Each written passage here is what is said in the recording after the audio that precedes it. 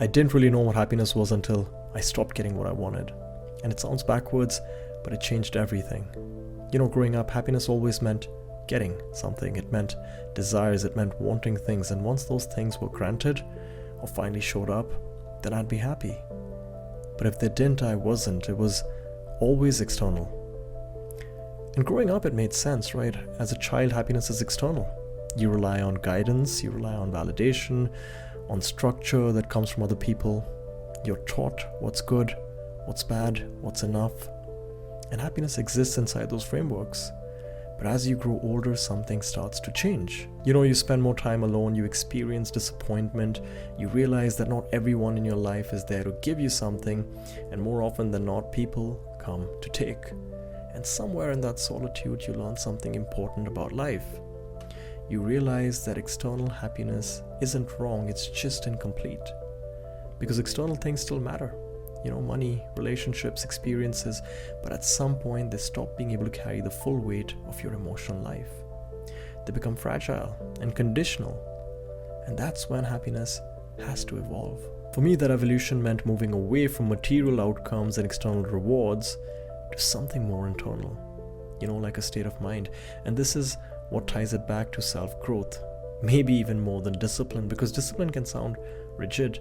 What I really mean is structure, self-reliance, responsibility. Growing up, material things made me happy because I didn't have an internal system. There was no inner narrative of reward, contentment, or self-trust.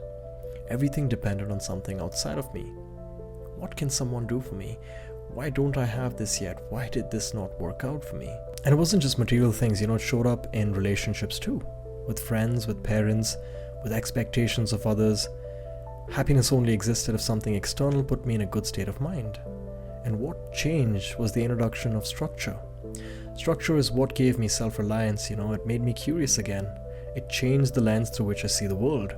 It introduced delayed gratification. It taught me how to be patient. It taught me how to value things, and not just things, but moments, friendships, rest, patience, imperfection. I started seeing life less like a scoreboard and more like clay. Because you're the craftsman, right? You're shaping life as you go. And obviously sometimes you do a terrible job of it. It comes out messy, unfinished, or nothing like what you'd imagined. But the other times, it comes out beautifully. And that is life, right? And what's interesting is even if the clay doesn't come out as planned, it doesn't destroy happiness. It creates direction. It sets you up to do better next time. And when things finally click, that delayed gratification feels so much better than what you would have felt if you got it right immediately. There's happiness in realizing that failures aren't dead ends, they're feedback. There's happiness in realizing that the downs are where resilience is built. Because at the end of the day, happiness requires one uncomfortable thing: being able to look into the mirror and respecting who you see. Not how you look, but who you are becoming. Someone you're taking responsibility for, someone you are actively shaping, and someone who adds value to themselves first, and because of that, can add value to others. Respect doesn't come from shortcuts. It comes from delayed gratification. It comes from knowing that you're always a work in progress, from never writing yourself off as a failure or crowning yourself as a success. You're just on a journey. And when you are traveling, you get to look outside the window, you get to learn, you get to notice things. But if you've already decided that you've arrived or that you're hopelessly lost, then you don't see anything at all. So I guess this was my rant on happiness this week.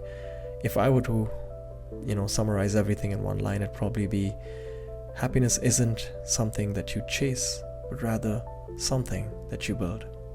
So thank you for listening as always. I'll see you guys next week.